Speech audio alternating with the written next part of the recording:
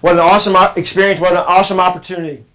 If this was a camp, which it really is, because the instruction, the clinicians, the teaching, the games you're getting, it would probably be 650 or 700. Some of those don't even include a room or any meals. So if you add it all up, it's probably at least a $1,000 experience. If you sit in sessions with Ed Rush, you probably get $1,000 worth of stuff in an hour or 2 hours, stuff that you can remember for the rest of your life. And that's what you have in front of you here. That being said, you still have to referee come tomorrow. Is that correct, Jennifer? So tonight, so take notes. Listen well. Don't write everything down. Write a lot of stuff down, but don't go out on the court tonight and try to incorporate everything that people have told you since last night, because you'll be out on the floor and somebody will there'll be a hellacious crash in front of you, and you'll be thinking about what someone said, and you'll forget to blow the whistle. So, you have to put some of that stuff out of your head later tonight. But the most important part about what you're doing here is sitting with each other, eating with each other, establishing friendships, going out later tonight, having a couple beverages after the games, socializing. Bobby Pennington and I have been friends for 25 years, right? And, we met at a camp in an era where you were set up against each other because it was a competition. Not that you're not going to compete, because officiating is competing, and I'll talk about that a little bit. But we were set up that you had to finish 1, 2, 3, 4. There was numbers associated with it. That's just the way Fred Barricat, God rest his soul, had it set up. He was a coach. He was old school. He wanted you to compete. And for us to become friends and remain friends out of that system, for a lot of us, was incredible, because we were set up against each other, one to get ahead of the other. And you're always trying to do that in officiating, but you can't do that at the expense of your partners, your peers, your friends. You can't change everything in a day or a weekend, and so that's why I'm preparing you for some of the stuff I'm going to say. Write it down, listen, and incorporate what you can this weekend. The real benefit of something like this is when you get back on the court next year, or you take a few weeks off or another month, and you get back on the court for another camp. And then you start seeing, as you work games, more and more benefit of something like this with the instruction and the competition.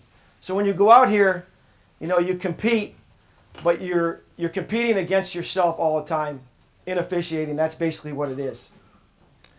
The main point of what I'm going to talk about is something that I think is disappearing, and it has been disappearing for a while, and it'll all come together, is the craft of officiating.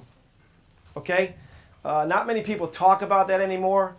I remember being at the Atlanta Marriott probably 15 years ago, running into Nolan Fine, a great referee from Virginia, NBA, college, and we started a discussion on the craft of officiating and the fact that it's disappearing. And we can't let that happen. You can't teach people to referee by giving them a book. You can't teach people to referee by looking at plays and say, do this, do that. Those things all help. Those things are great. Video has changed the NBA game, changed the college game, changed officiating in general. You guys are fortunate you were brought up in the technology age, and there's no adjustments for you. You watch plays, you learn, and you go. But there's still many other things that go into officiating but just calling plays, correct call, incorrect call. What are those things? One of the most important things, I think, especially in college basketball, because there's 800 guys, Division I officials across the country, men's, I don't know how many hundreds of women's. The NBA has a captive audience. What we have to do in college and high school and when you go out here is you all have to be on the same page. And that might change from crew to crew. Mirroring calls, being consistent, is probably our biggest critique that we get from college, our men's college coaches. From game to game, crew to crew, official to official. Okay? So when you go on the floor and you start the game and Jared calls an illegal screen, the first call of the game, and it goes against, let's say, the home team. Okay? Instead of thinking all these things we said in the pregame about what we're going to do, the only thing you should be thinking about is an illegal screen on the other end of the floor, especially if it starts off against the home team or against the visiting team. That's the only thing you should be thinking about. Now, if another play jumps into your lap and it's a foul, certainly. But it's one of those antenna plays. It'd be like if Bobby and I are working together and the first call of the game was a 3-second call. Well, I'm going to tell you what, I'm going to do everything I can in the next 5 minutes to call 3 seconds on the other end of the floor. That's all, in my opinion, that's all that men's college basketball coaches want. They want you to cheat, but they want you to be consistent. That's the thing you hear over and over and over again. Sometimes being consistent might be you take a marginal play after a marginal play was taken on the other end.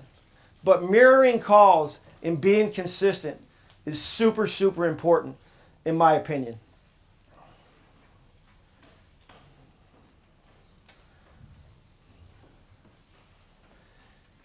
You have to know how coaches think. Ed Rush, football coach? Okay. I've coached soccer almost my whole life. Okay? If you've never coached anything, I think it's really hard to be a good official. Okay? I tell coaches, I think that they should referee because I don't think they know what we go through. They run their camps and they do some officiating and they come back and you say, you know what? You're right. That stuff is really hard. That's hard to do. But if you haven't coached, coach. If you don't want to coach, go to a coaching clinic. I don't care what sport it's in. All right? But you have to know what it's like to sit on the sidelines and feel like, things aren't really going my way here. That doesn't feel real good. Whether it's the nature of the game, the defenses, whatever they're playing, zone versus man-to-man, it doesn't matter because you're trying to accomplish a goal, trying to get your team to play well, not make mistakes, and you're trying to win. So if you haven't coached something, try it. And just realize that it's not a good feeling sitting over there when things don't go the way you want it to go. It's important to me, I've coached young soccer players. When you walk on the floor, you have to look like you belong out there. You have to be an athlete. So it's important that you've played something. I know we always talk about you can't teach feel. I don't care what sport you've played, but if you've competed at something and you know what it's like to be in the heat of the battle, that's important. I played more hockey than I did anything else. I was a hockey player. I grew up in northern New York on the Canadian border. Did I play basketball? Yeah, all the time. But I was a hockey player. That's all I did all winter long, 50, 60, 70 games. But it was great competition. And, that's all you have to have, that burning inside of you to compete. And as an official, you have to have that. You're competing against yourself. You're competing against the tape. You're competing to get better games.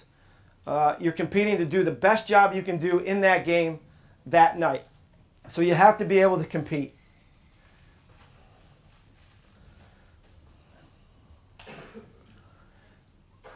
The craft of officiating, again, courage, confidence, and consistency. Those are the three things I think about all the time. Now, courage. You have to go on the floor every game, starting here tonight, every night, and have the courage to do the same thing over and over and over and over again. Ed doesn't know this, but when he was working games, I would watch him. Him and Steve Javie were my two guys I'd watch in the NBA because they did the same thing every game over and over and over and over again. Now, I probably have a little more Joey and a little more Javie in me. Ed was really low-key, really calm all the time. All right, just different personalities. But it was the same every single night. So it's the courage to go out there and be like that no matter where you are, who's watching, what game it is. People say to me all the time, you had the Clemson-BC game the other night. Well, wouldn't you rather? No, I really, I've worked all those games. I don't care. That game, the game I'm assigned to is the game I want. That's it. Period. You know, Elon, and I worked Elon and Northeastern this year. Same kind of game as, you know, Duke Syracuse. It's a Division I basketball game. You accepted it. So I go out there, tired or not, you try to do the same thing every night.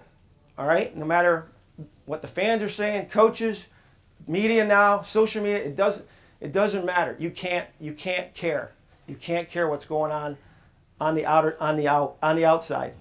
So now the confidence comes with what I'm going to talk about, going back to the craft of officiating, is what do you believe? What do you believe in your experience and where you're at?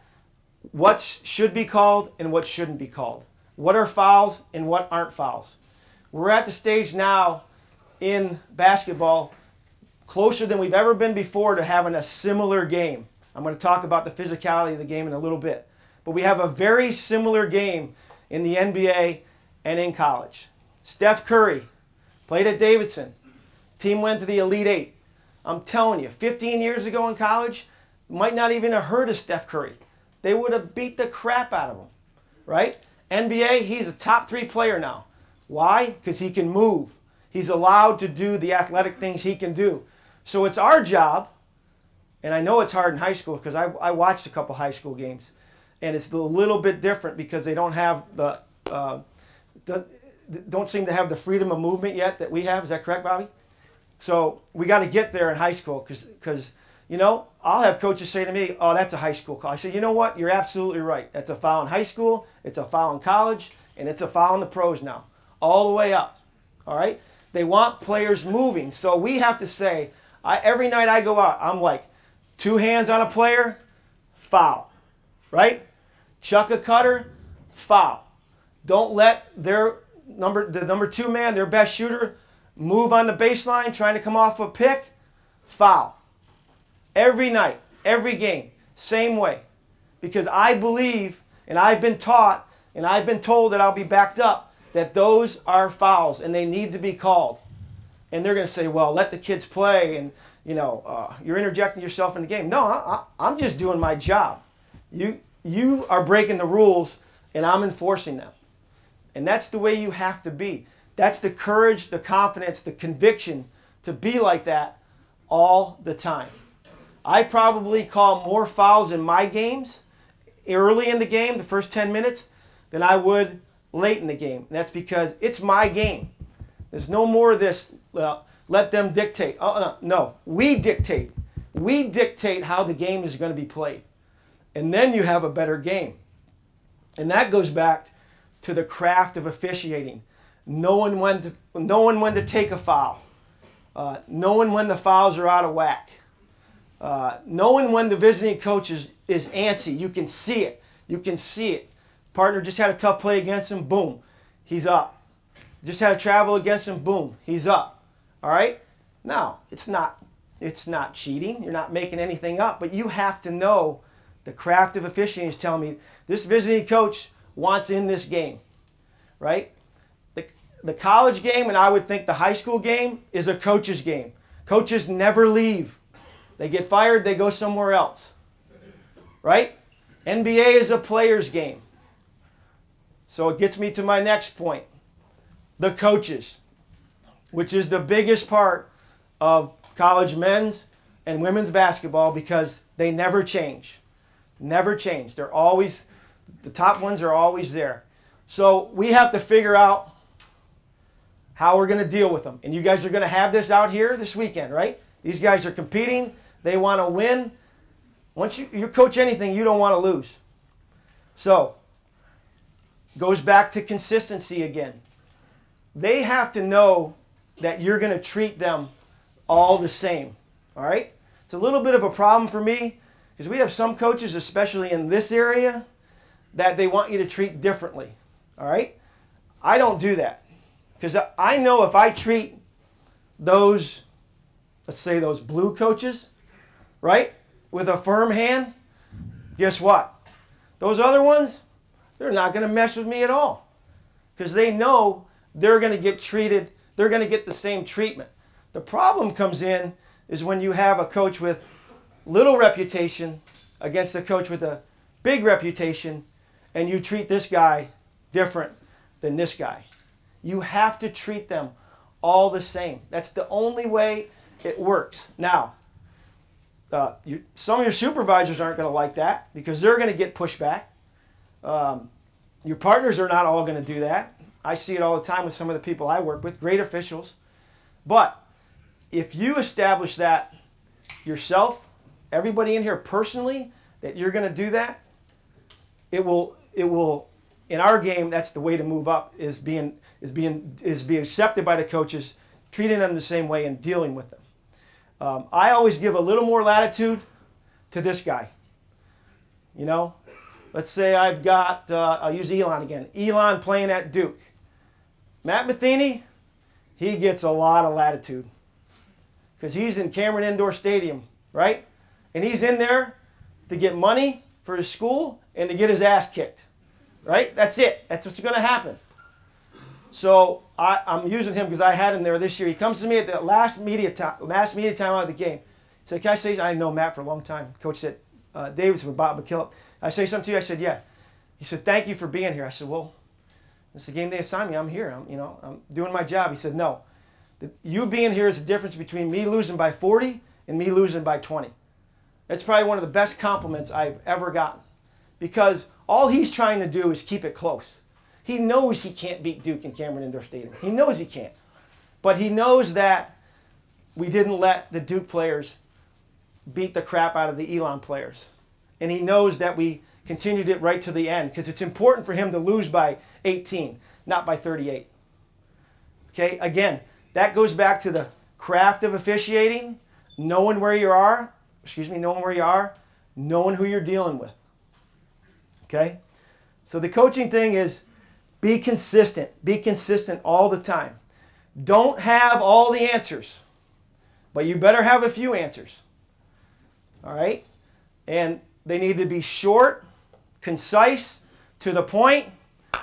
Get in, get out. Right? They'll want you over there in the college game, in my opinion, and engaging you in dialogue. It doesn't happen as much in the pros. When they go, they go. But they want you over there. Can't be over there. If you see your partner over engaged with the coach this weekend, you're at the other end, walk into the other team's bench on the huddle. Say, "Hey, you guys okay? Got anything?" They'll look at you like you're crazy. But you know what? You're there because, you see, my partner's down here, and we've got a 5-minute dissertation going on over here about a travel call. Okay? Pop into the other huddle. Show presence, and that way the paranoia doesn't take over. Again, it's not something you can read in a book or learn about. It's something you get as you go along. It means a lot, and they know why you're there. They know why you're there. Speak the lingo. Speak basketball language. Joe Forte, one of my mentors, talked about that all the time. If they're going to talk to you about the short corner, you got to know what the short corner is. They're going to talk to you about an elbow play. You got to know what an elbow play is. All right? They want to know why it's a block instead of a charge. You got to say, never have 2 feet on the floor facing, coach. No legal guarding position. They don't like it. They accept it. They're not going to say, well, you could say beat them to the spot, all that other stuff. There's, just whatever. But I always like to throw what we have at them. Throw basketball lingo at them. Throw rules at them. Know your stuff. Be able to speak in basketball terms and be concise. Be quick. You're never going to get the last word. Ever. I know you've heard that before. If usually the last word I get with them is this, because I know I'm done and I know they're not going to be finished. So trying to get the last word with coaches never ever works. Okay, switch it up a little bit. But the coaching part in college basketball is the most important piece of moving up. So they have to accept you at some point for you to continue to get games. I hate that it's like that, but that's the way it is. So you have to figure out a way to get that to work. They're going to think anybody in here who makes a college staff, a college coach is going to call them arrogant because you're young and you're new. Right? It happens in high school, Bob, all the time. So, and they're part of them is right, because to do what we do, you have to have a certain level of confidence, ego, arrogance, I guess. We don't want it to come across like that. But, we're out there and it's my game. I'm running the game. But they're all going to call you that, whether you are or not, because you're new. They've never seen you before. So and I'm sure a lot of you have been called that already. Changing up a little bit. All goes into the craft of officiating being better. Dealing with veteran referees. Okay? The veterans. I'd like to think when the young guys on our staffs see my name on the schedule, they're excited about it. And I try to make them feel excited about it. And, make them a big part of it. But you all have worked with veteran refs that never been to camp, never try to get better, always do it their way, blah, blah, blah, blah, blah, blah, blah. Am I right? Right? Tough to deal with because they're in charge. They're running the show. Correct? So, you have to always be a good listener. But you don't always have to listen to what they say. All right? Because they're going to do things on the floor that you haven't been taught. That's not your core values. That's not what you learned at camp. That's not what you learned here. That's not what you learned from the guys you trust, your peer group that you know plays, you know basketball and stuff like that. So don't ever slough them off and just dismiss them because you can't do that. What you do on the floor is do what's right for the game all the time. They're going to say, oh, don't come in on my shoe tops and do that, blah, blah, blah. Well, you know what? If it's a foul, you better do it. If it's your secondary area, you better do it. And if they say you shouldn't have done that and it happens again, you better do it again. If it's a foul and it can be backed up on tape, because you have to do what's right for the game. At the end of the day, all the stuff I'm talking about is do what's right for the game. That's all that matters. It's doing what's right for the game. What we do is not a perfect science. Anybody reading the mechanics manual? High school, college, whatever. The high school, they have a mechanics manual, Bob? You guys read that? They have these little pieces of pies in there, like look here, look here, look here. Seriously? Right? You got 10 players, 94 by 50, running around like chickens with their heads cut off in college, in high school, and you want me to look at this piece of pie right here. Throw that right out the window. I'm telling you. You can read it. It's great. You need to know it. But you can't referee like that. It's not a perfect science. When I step on the floor, I look here. This is where you want to look. And then you referee in your area the players that are closest together.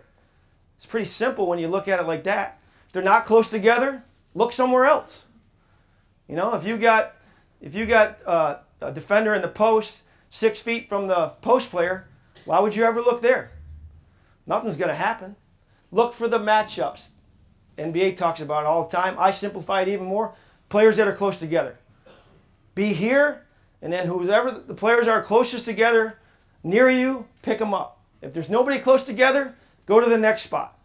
So you're in a position to assist, to help. Be yourself. Be yourself, but also be prepared to come out of your comfort zone. All right? My on-court demeanor, a lot different than my off-court demeanor.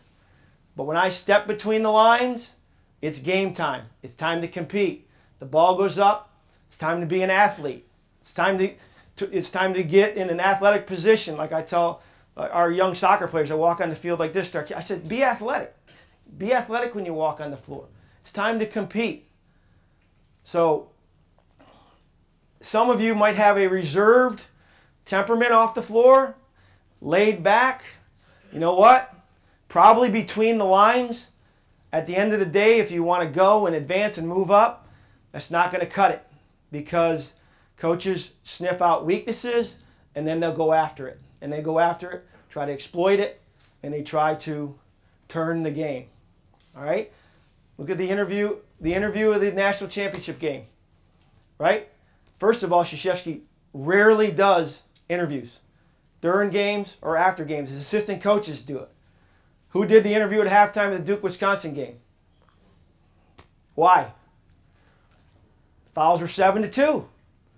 Right? I'm not saying it changed it, but he wanted to make sure everybody knew about it. Not only in that arena, but the billions of people watching it. Smart. Master manipulator. That's what coaches are. Right? That's what they try to do. Okay? We have to, whatever your temperament is, when you get on the floor, it's go time. It's game time. Doug Shows, he never changes. Same all the time. Coaches rarely mess with him because they know what they're going to get. But he's also, hit John Calipari and hit Billy Donovan. And once you do that, like I said, the other guys, they stay out of your way.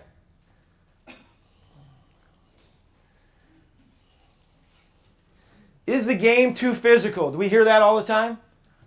College game? I remember 2 years ago I was watching the Indiana-Miami series. Hand-to-hand combat. You want to watch physical? Watch some of the Western Conference series coming up, the matchups they have. But I remember watching the Indiana-Miami series, and Jay Williams is one of our announcers and does a pretty good job. But I have his number, and I texted him. I said, are you watching these games? Are you watching these games? He said, yes. I said, I don't want to ever hear you say that the college game is more physical than the NBA game because of that series. It's different. Our game is a little more physical on the perimeter. The NBA game is a little more physical in the post, but they can do a lot more things than the college can. So, is our game too physical? Depends on the game. I mentioned before, Steph Curry, finesse players are now allowed to play more. I had the Georgia State Baylor game. You think 15, 20 years ago, a Baylor coach would have let that Hunter kid score 7 points in 13 seconds? Absolutely not. They would have grabbed him. They would have put him in the second row. They would have done anything they could to get him out of the game. The kid scored 7 points in 13 seconds. All right?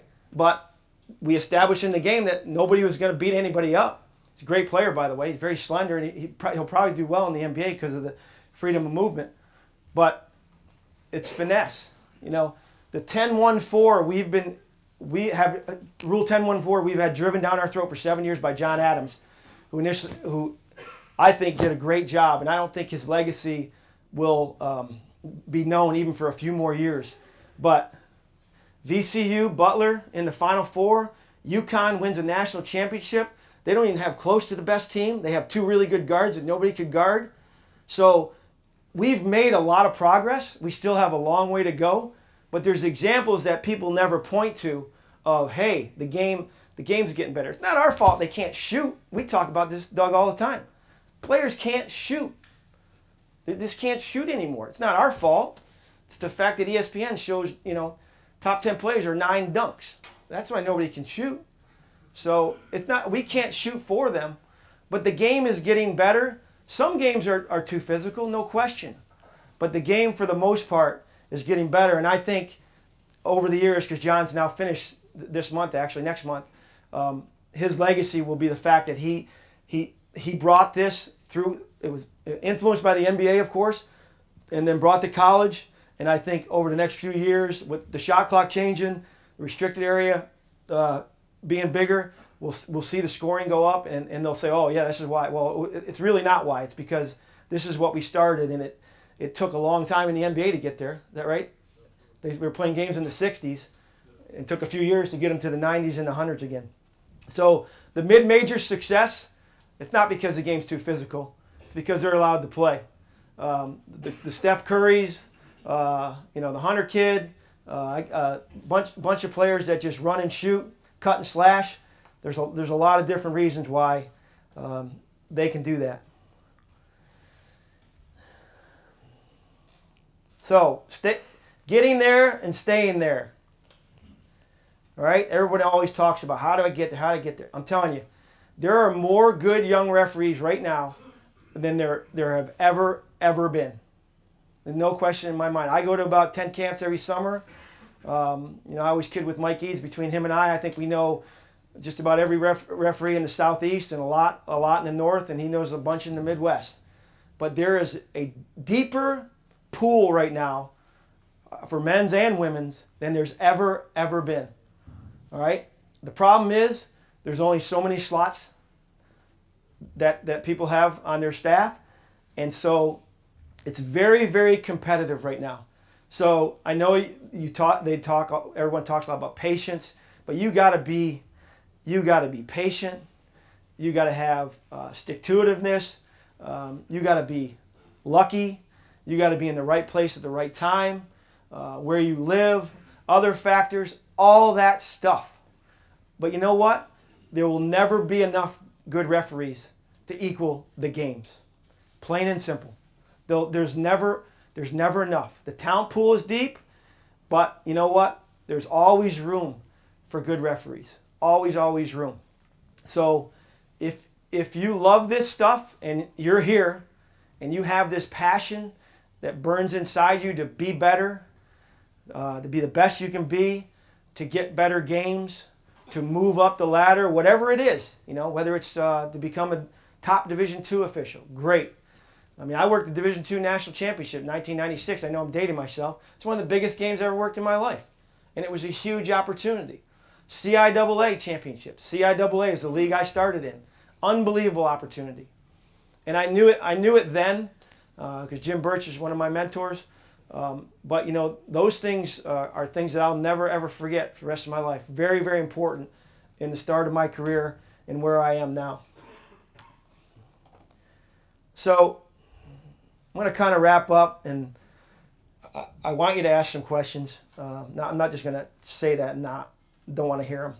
But before I do, and this is another thing John Adams talked about a lot, is when you get on the floor and you referee your game and you're having a really good game, the game's going well, the only thing that matters is the last few minutes. The last 4 minutes, last 3 minutes, last 2 minutes, whatever.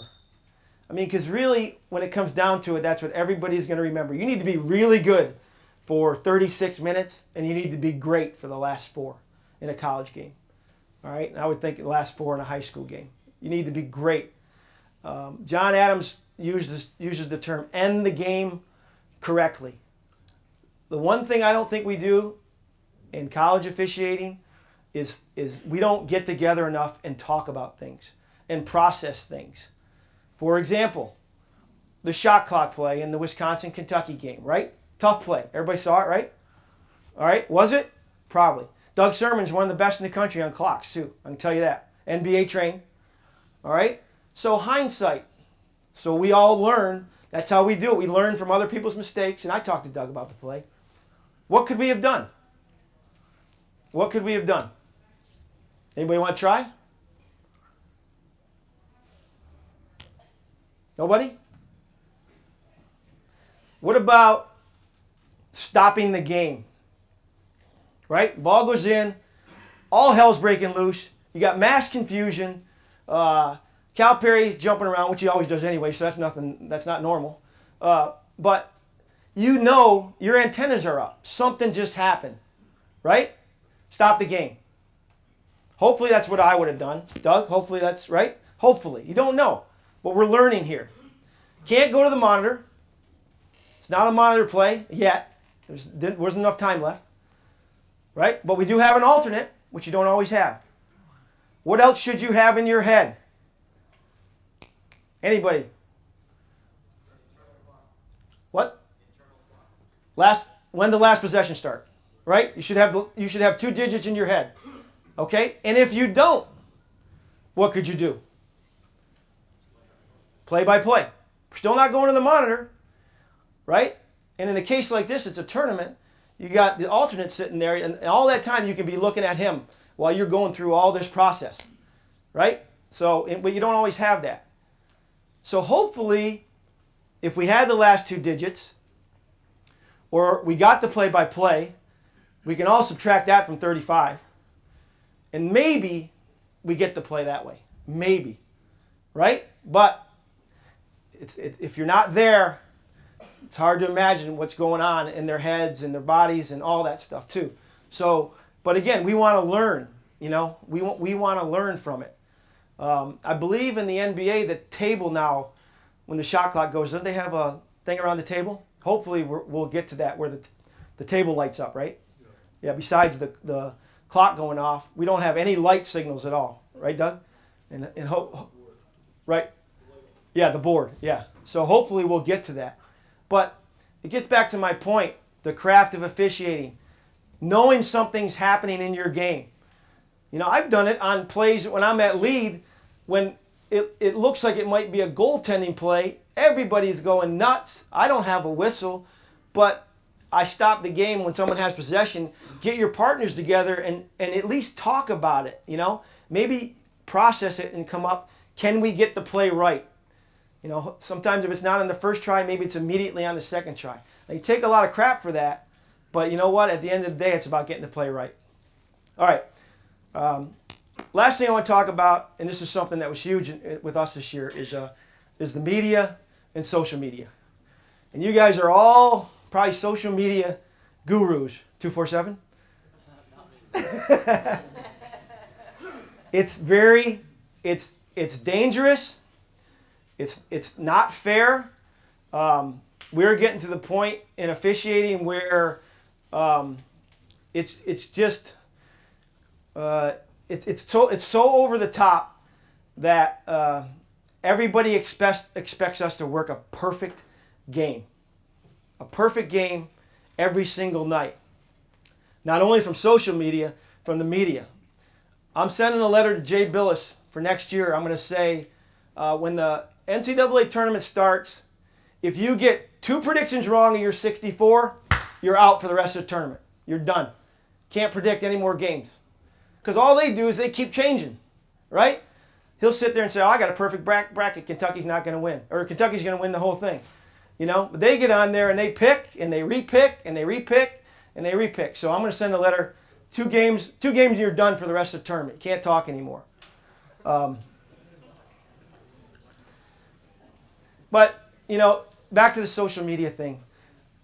More so than ever with what we do, and I don't care if it's out here, someone overhears you saying something about a player, a coach. You can't quote silence. I could pull out all the cliches. Better to be thought a fool and kept silent, open your mouth, remove all doubt. The walls have ears, all that stuff now. I mean, the stuff that happened to one of my colleagues, he made a mistake, said something he shouldn't have said. We've all said something we shouldn't have said. Trust me on that one. And it got him. Is it fair? No. Is he done? I hope not. Coaches all get second chances. God knows there's all kinds of violations and everything like that. But it's just be careful. And you guys are in it. I know you're young and very in tune with all that stuff. But it's got to the point where it's absolutely ridiculous. So be careful with it. And if you want to move up in officiating, just get away from it. The only time I see any of it is my brother follows it, and I don't know why. I think he just thinks it's entertaining. And he'll, did you hear this? I said, no. If I really cared what they said, I wouldn't be doing what I did. Because there's no way you can care. So be careful with that. Any questions? Anything? Soup to nuts. Yes. Our last speaker, Debbie, was talking about management versus manipulation, matching plays at one end and at the other. So she's more so like by the book and don't make those calls up. And then you're talking about more of the crafting side of officiating. And I get that, I understand that. If we have a marginal foul down here, let's try and pick one up down here. So as a young official, I'm feeling a little conflicted now as to how I should approach my game. Jamie, can I interject there? Yep. This is my first. I come over to Jamie, and I work the college game. And this was my first year of covering for the women's game. I love the opportunity to sit in those locker rooms and hear their perspective. Now, I may not be right or may not be wrong, but I come out of that season thinking there's 2 different forms of officiating. I think, and this is a Bobbyism, remember what that means, there's no statistical data, that the women's game is refereed like a science. They do a better job with video, the tape shows, that's an absolute. The men's game is an art form. Okay? It's an art form, it's more craft. So, you know what? I love that Jamie wasn't here because I was sitting back there thinking, wonder if he'd have said the same thing if you heard what Debbie said, because they just contradicted each other. But if you really look at how the game does tell him, you know what? As soon as he's got an illegal screen at that end, boom, in my mind, I'm going to find me one down there. That's the difference in how those two games are officiated. You agree? Yeah. You watch both of them. Well, I was also in the room. All I can say is that, you know, data will, in professional basketball, data will show you this. There's marginal and there's illegal. And there is gray. And there is definitely a percentage of gray, which you can, I'm gonna show you some plays here, when I get up there, and you're gonna look at these plays, and we're gonna give us an opinion in the room. And, you know, there are so many intangibles in basketball. It's the way the game is played, that you have to have a feel. What Jamie said right there, he's right on. You have to think like a coach, you have to think like a player, you have to be able to feel the situation. The great referees, he knows how to referee the game. He knows when to and when not to. You know how to. That's what we have to do to be really good at higher levels. You want to start out knowing marginal and illegal, that's fine. But the great referees are not literal 98% of the time. Okay? There's a percentage in there that. Correct. And if you and I and Doug were in a game, you're not going to get the marginal illegal screen. One of us is going to get it because you can't interject yourself yet in that game. But you're going to be in a game with two people that don't have your experience at some point, and then you're going to be able to do that. Does that make sense? Yeah. I mean, I had to talk with a young official this year about came across the floor, took a play he shouldn't have took, said it was right for the game, which he was correct because there was a play on the other end, but he took it, and he shouldn't have, and it led to a technical foul. So you got to know where you are, who you're with, you know, what game it is. That's a really good question. Plus, the last part of that is the supervisors aren't on the floor with you. So, you know, I'm out there with my crew to protect that game, and I'm not out there to I don't want my supervisor getting phone calls, but I'm not out there to make my supervisor happy either. I'm out there to take care of that game. And if the game needs taken care of by taking a play that maybe is a tweener that my supervisor's not going to like, so be it. I don't like incorrect calls. But have I taken them before? Sure. Sometimes you got to take one for the team, you know, and to prevent the game from blowing up on you. Does that answer your question? Yes, sir. Thank you. Okay. You talked about a little bit about college and the coaching game. As a younger official coming up, do you have any advice as far as like, you know, you said eventually you have to win over the coaches and have their support to move up. Do you have any advice as far as, you know, there's a fine line as a young official without not being a pushover, but also not trying to be the young, arrogant prick now. Okay. Trying to, Good question. I mean, there's way too much dialogue in at least the men's game, in my opinion, between coaches, a lot of coaches and officials. So I've always tried to stay away from it from the start. So try to keep it to a minimum. One, the short answers. Eventually, you're going to have to talk to them, right? The short answers. Being able to say things, Coach. What did you see? You know, I didn't see it like that. You may be right, which I hate to say, but you have to give them that sometimes, right? Or you also have to give them the fact that, you know what, Coach, I definitely kicked that play. Hopefully, the games you'll be in, you'd be with someone like Doug and I, are going to give you some level of protection. Doesn't always happen. Certainly didn't happen a lot when I was coming up. It was you were thrown in the deep end, and hopefully you could swim. But being able to speak their lingo helps. Not getting sucked in. I'll use Coach K as an example. He loves to get people in his net at a timeout, right? I never get caught up into it. You know, when I go talk to him, first torn, you got 15 seconds. What do you got? That's all you got, because I got to go to work. You know, and If you can stay away from them as much as you can, that's great. But you have to come up with some stuff. Sometimes I just give them, you know, and then I walk away, and it's like, you know, they know it's done. Yes. Okay, yeah. Building off that with the coaches and stuff, you say, you know, to keep moving on in college, you know, you got to be accepted by the coaches, kind of, and obviously you've had a lot of success. So, what are some of the words that coaches would describe you as? Asshole. Kids still in here? So does his friends. Prick. Doug, got any others? Ego. Well, is there anybody? It's not a company, right? I don't want to use that language. Yeah, egomaniacal MFer, I've heard. That was a good one.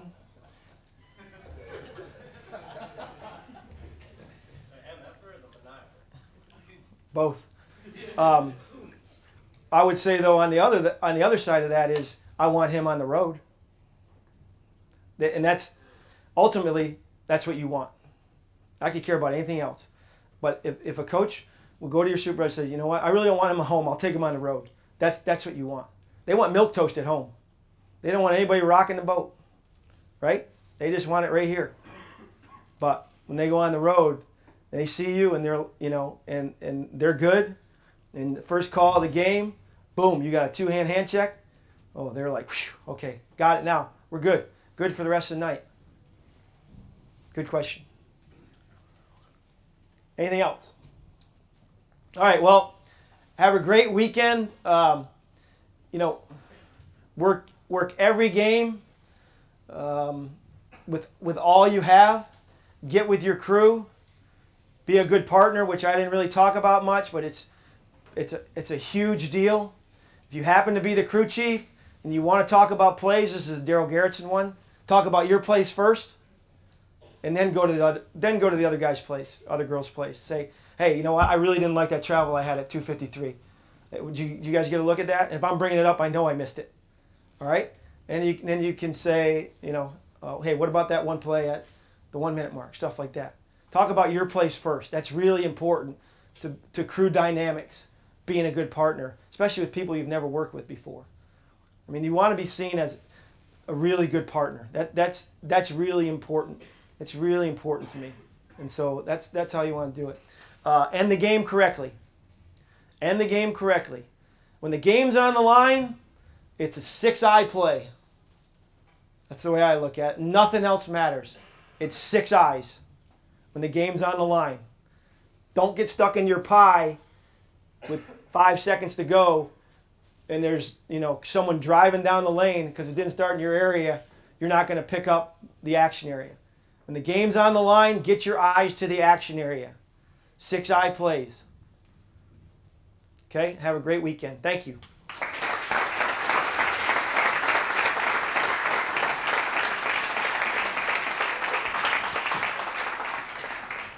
And the officials committee would like to present Jamie with a token of our gratitude for his presentation today. Thanks, Dave. Thank you. Appreciate it. Thank you very much.